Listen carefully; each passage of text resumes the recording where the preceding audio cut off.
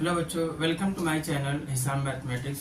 बच्चों, आज का टॉपिक हमारा है रेशनल नंबर के बारे में देखेंगे, जो हमारा चैप्टर 1 है, नंबर सिस्टम, क्लास 9th का। तो इसमें इससे पहले हमने क्या देखा था कि एक नंबर लाइन के बारे में डिस्कस किया था पिछले लेक्चर में। नंबर लाइन का मिड पॉइंट 0 हो गया, इसके राइट हैंड साइड जाएंगे तो पॉजिटिव नंबर आता है और लेफ्ट हैंड साइड जाएंगे तो नेगेटिव नंबर आता है। ठीक है, इस तरीके से नंबर आते हैं। ये लेफ्ट हैंड साइड है -1, -2, -3, -4, -5। इस तरीके से ये नंबर लाइन पे ये नंबर ऐसे रिप्रेजेंट किए जाते हैं। तो इसमें हमने देखा था कि जो 0 का राइट हैंड साइड जो होता है पॉजिटिव नंबर होता है, इसको हम नेचुरल नंबर कहते हैं और पॉजिटिव इंटीजर भी कहते हैं। फिर 0 जो लेफ्ट हैंड साइड नंबर है, ये नेगेटिव नंबर है, नेगेटिव इंटीजर कहते हैं। 0 को हम जीरो इंटीजर कहते हैं और 0 से अगर हम लेंगे पूरा नंबर तो ये होल नंबर हो जाता है। इसका मतलब ये है कि इंटीजर में हमारा होल नंबर और नेचुरल नंबर दोनों आ जाते हैं। अब बात ये होती है कि क्या इनके बीच में भी हमारे पास नंबर्स होते हैं? बहुत सारे नंबर्स होते हैं, इनफाइनाइट मैनी नंबर्स होते हैं, अनंत होते हैं। तो अगर देखें, जैसे अगर हम 0 और 1 के बीच का नंबर देखें तो ये अगर बीच में देखेंगे तो ये होता है 1/2 होता है, यानी 0.5 होता है। इसी तरह 1 और 2 के बीच का भी नंबर होता है, जिस पे बात करेंगे, ये हमारा होता है 3/2 होता है, या फिर इसका हम अगर डेसिमल निकालेंगे तो 1.5 होता है। इस तरीके से 0 के लेफ्ट हैंड साइड भी होते हैं नंबर। जैसे अगर हम यहाँ पे देख लें या यहाँ पे देख लें तो ये हमारा होता है -5/2, या फिर इसका अगर हम डेसिमल नंबर देखेंगे तो ये हो जाएगा -2.5। तो इस तरीके से ये हमारे जो होते हैं फ्रैक्शन और फिर डेसिमल नंबर भी होते हैं इनके बीच में। तो अगर हम इनको भी ले लें और साथ में ये जो पूरे इंटीजर है, इंटीजर भी ले लें, तो इन सब को मिला के हमारा एक नाम होता है जिसे कहते हैं रेशनल नंबर। इसमें जो हमारा आता है, इसके बाद जो टॉपिक में हमारा है रेशनल नंबर, जिसे हमें पढ़ना भी यहाँ पे।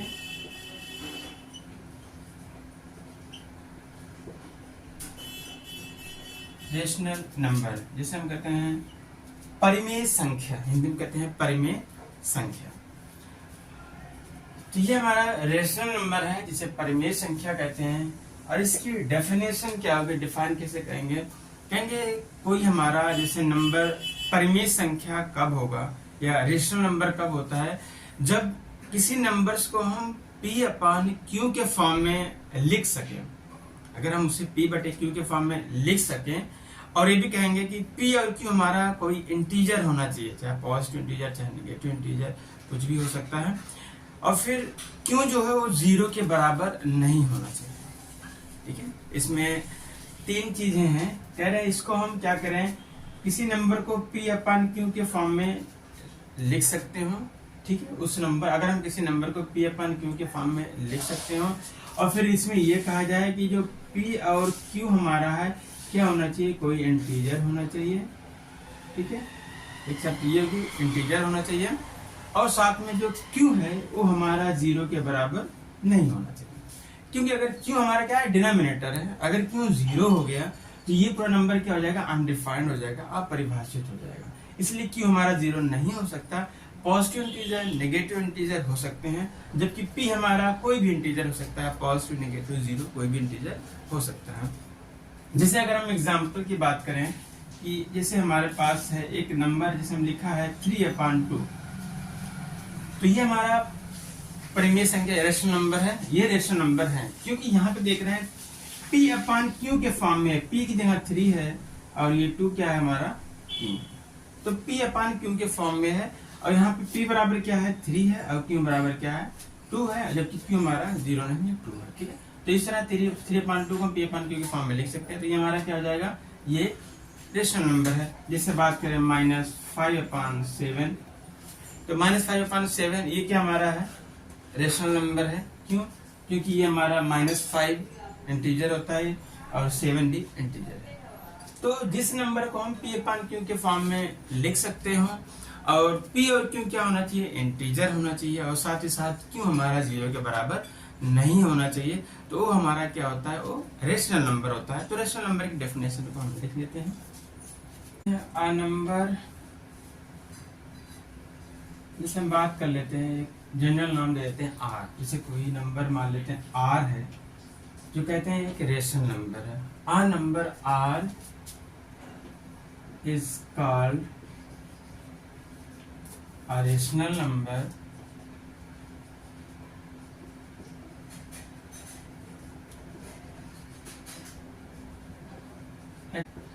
and if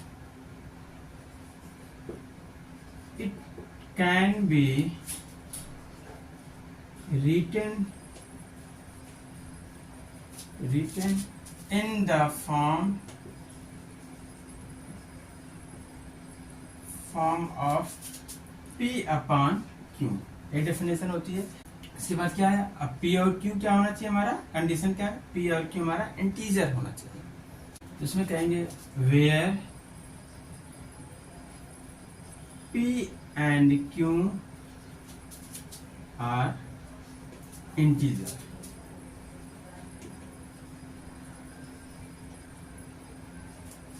और क्या, Q हमारा 0 के बराबर नहीं होना चाहिए। Q is not is equal to 0। ये हमारा होता है डेफिनेशन होती है रेशनल नंबर की, परिमेय संख्या की, कि हमारा कोई नंबर मान लेते हैं कि एक R नंबर है जिसे हम कह रहे हैं कि हमारा रेशनल नंबर है। और ये रेशनल नंबर कब होगा, अगर इसको हम P बटे Q के फॉर्म में लिख सकते हैं तो हमारा क्या होगा, रेशनल नंबर होगा, जहाँ पर P और Q क्या होने चाहिए, कोई इंटीजर होने चाहिए, और साथ ही साथ Q हमारा 0 के बराबर नहीं होना चाहिए।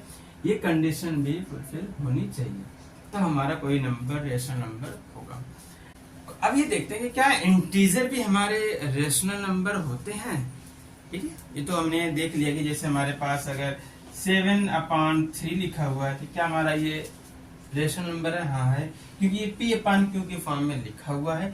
P की जगह 7 और Q की जगह क्या है, 3 है। P = 7, Q = 3 है, और साथ में Q हमारा 0 नहीं है। तो ये हमारा तो रेशनल नंबर है।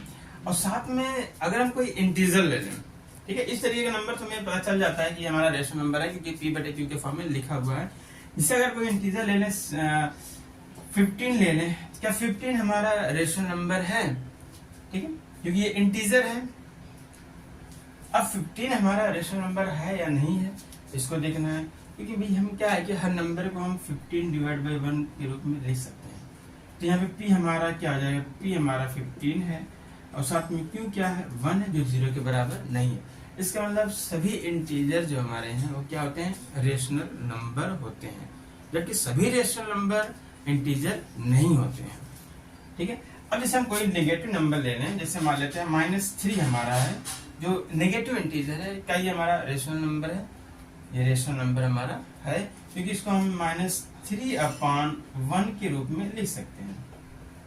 इसको -3/1 के रूप में लिख सकते हैं। तो इसका मतलब हमारा P बटे Q के फॉर्म में है, जहाँ P हमारा भी इंटीजर है, -3 क्या नेगेटिव इंटीजर है, और Q भी इंटीजर है, कितना है, 1 है, जो 0 के बराबर नहीं है।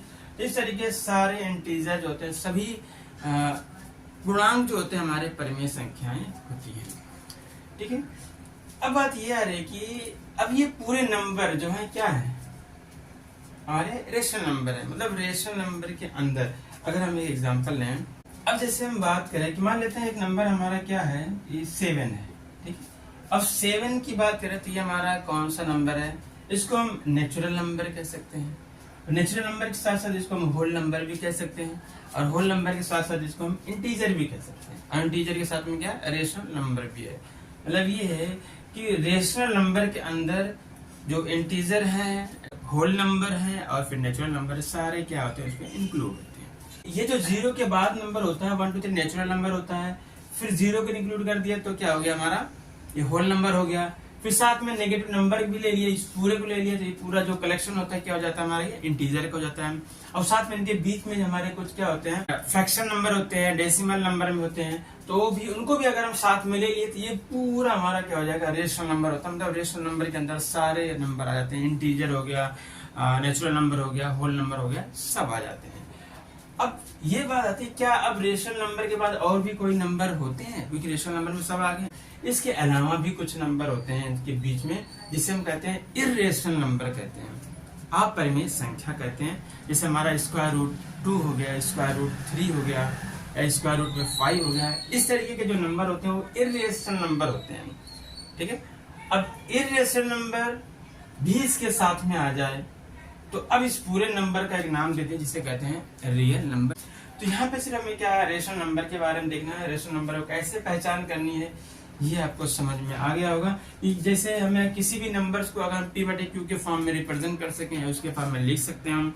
और साथ में ये भी देखना है कि P और Q हमारा क्या होना चाहिए, इंटीजर होना चाहिए, और Q हमारा 0 के बराबर नहीं होना चाहिए। तो हमारे क्या होते हैं, सभी रेशनल नंबर होते हैं, परिमेय संख्याएं होती हैं।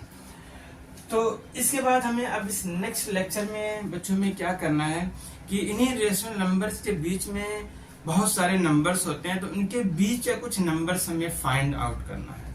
जैसे मान लेते हैं कि हमें दे दे कि 1 और 2 दोनों क्या रेशनल नंबर हैं, इंटीजर भी है, रेशनल नंबर भी है। तो इनके बीच का 5 रेशनल नंबर हमें कैलकुलेट करना है, फाइंड करना है। तो ये चीज हमें करना है जो हम नेक्स्ट लेक्चर में करेंगे। जो रेशनल नंबर का कलेक्शन होता है उसको हम कैपिटल Q से रिप्रेजेंट करते हैं। यहाँ पे लिख लेते हैं the collection of rational number